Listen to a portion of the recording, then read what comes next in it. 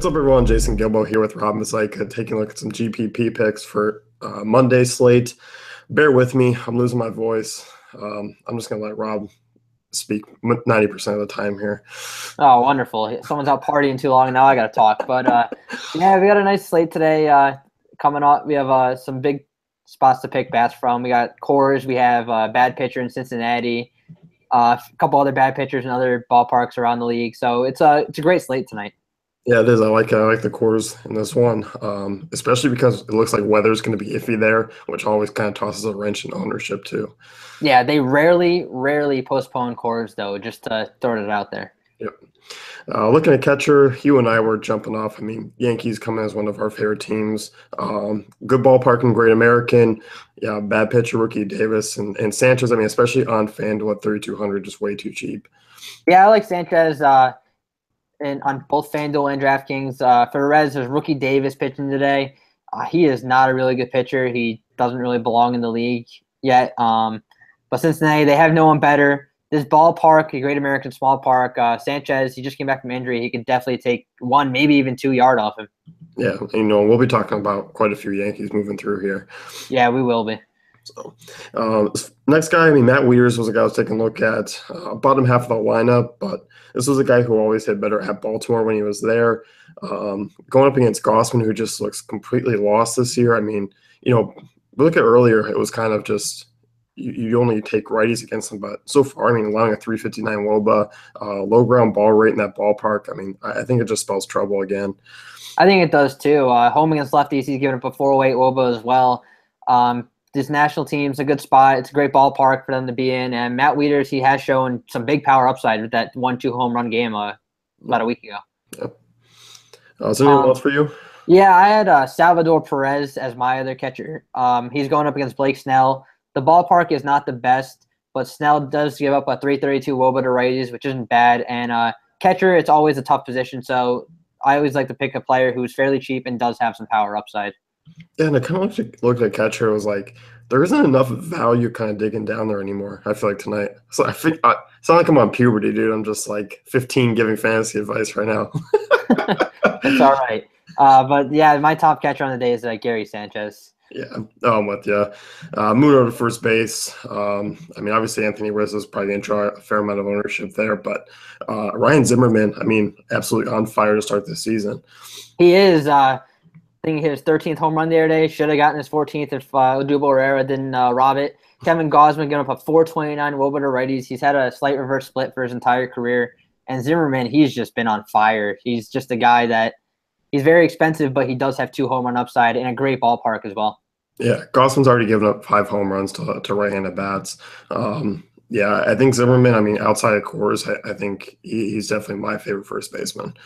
Mine as well, but the second one that we agreed on before that isn't far behind him is Will Myers. He's going up against Nick Martinez in Petco Park. Martinez, his WOBAs aren't really that bad this year with 327 against the righties, but last year he was just getting blown up by righties. Yeah, I mean, larger sample size, I think Martinez has always been bad. Will Myers, I mean, you look at last year, actually had a better ISO at home in Petco, which was kind of odd, but this year it's definitely been better on the road. But he's a guy I just don't worry about, and I think because he plays in Petco, he's in that late-night game, he never really gets ownership, but dude has huge upside. He does, and then one value first baseman I'm looking towards is Justin Bour going against Carlos Martinez. I like targeting lefties against Martinez this year. And even the last 2 years, he only had a 286 WOBA against lefties this year. But if you look back to last year, it was up over 340. Bour, he has power upside. Even though the ballpark is big, he could take one out. Yeah, I like Bour. Yonder Alonso is the guy I was taking a look at for a cheaper first baseman.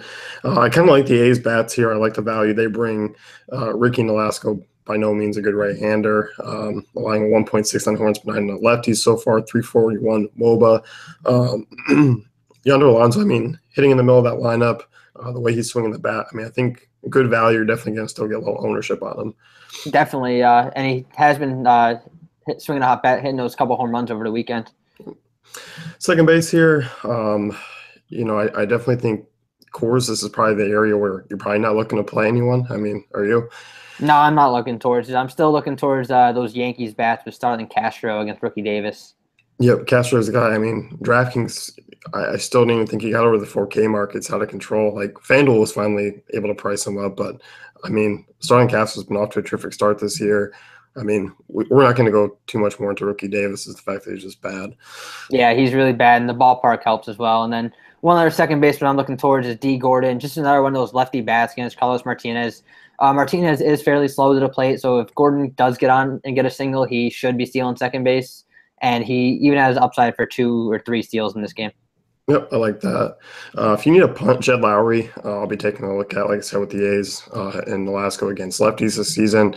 Lowry, I mean, not your typical top 5 hitter, but he's been up there and hitting the ball well. And I mean, kind of a safe option, even in cash games. I don't mind using him just a punt. Yeah, he's definitely a punt. It's only 2,300 on FanDuel going up against Ricky Nolasco, who is giving up 341 WOBA to lefties this season. I don't mind that call at all. Nope. Third base, definitely a loaded position. I mean, Arnado up there, obviously Chris Bryant's up there. You and I were looking at Manny Machado as a spinoff.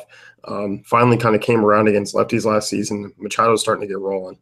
He is starting to get rolling, and Gio does give up the long ball. Ever since Matt Barnes threw at Machado's head, he's just been crushing the ball. Even before then, he was hitting the ball hard, just right at people. Babbitt was getting to him a little bit, but he's finally hitting his stride, and I want to ride him while he's hot right now. Yep, and as you said, I mean, Gonzalez gives up the long ball. 4 homers already to right-handed bats this year in that ballpark, too. I don't think it's actually going to be that great of a game for Gonzalez. No, I don't think so either. Tough ballpark for him to be in. A value third baseman I'm looking towards is Christian Arroyo. He is that new young stud for the Giants right now, going up against Jacob deGrom, a guy who we don't typically want to target against, but deGrom does have a slight reverse split, and Arroyo is cheap enough where he could hit a couple doubles off deGrom. I mean, staying in that same game, it's hard for me to use Arroyo against him when Wilmer Flores is kind of cheap as well against the lefty Matt Moore. And Matt Moore is one of those guys where he's just either completely on or off. And so far this season, he's been more off than on. But you look at Wilmer Flores, I mean, doing his usual stuff against lefties, hitting 385, there's a couple of homers already. I mean, this guy is a notable lefty masher too. So I think if I'm looking cheap at third base, he's my guy. Yeah, I don't disagree with that at all. And then one last guy up towards the top, very expensive, especially on FanDuel at 4,100. Joey Gallo. Depends on who's starting for San Diego. We're pretty sure it's going to be Cahill. But in this in Petco Park, it actually hasn't been playing too bad to lefties this year. And Joey Gallo, if he makes contact with the ball, it should go a long way. That's just how he swings. It's how it is. He could strike out 4 times, but the one time he hits the ball, it could go out of the park. Yep, and Petco is definitely pretty neutral to lefty power actually.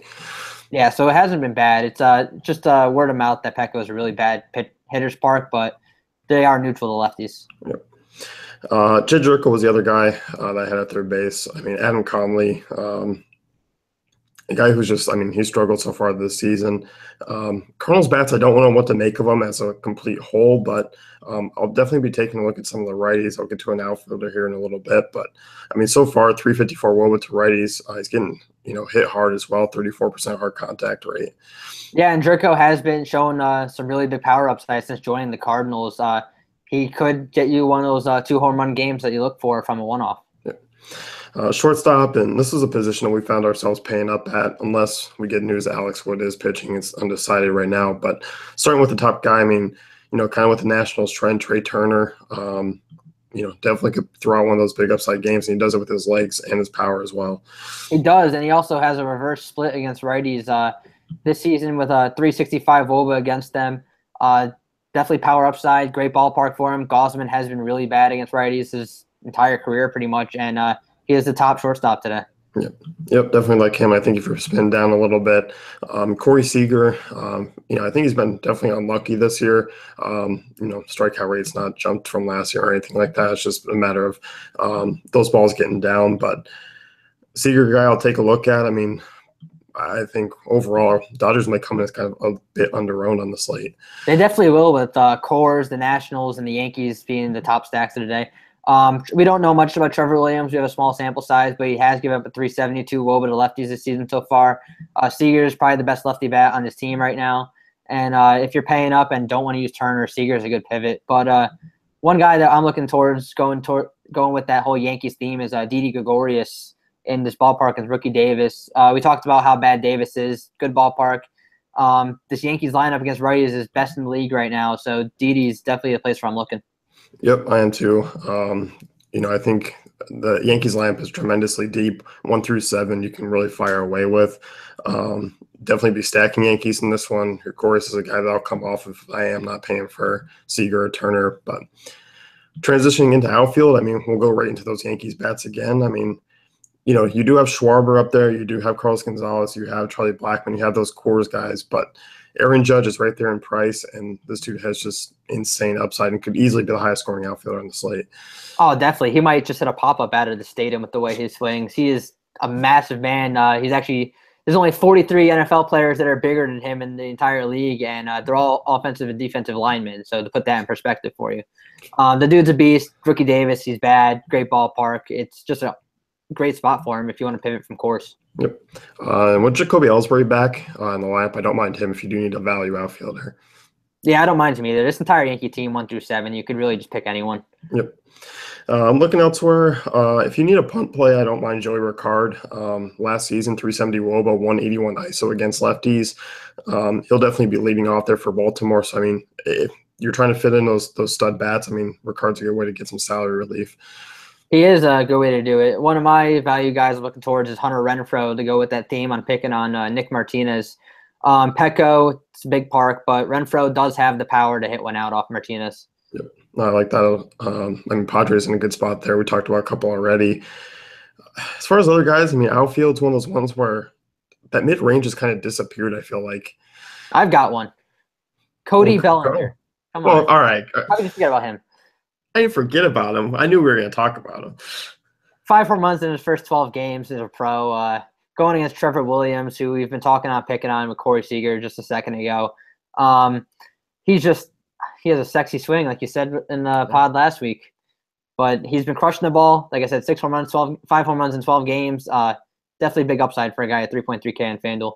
Yep, definitely like Bellinger. I don't even mind the other two outfielders we were kind of talking.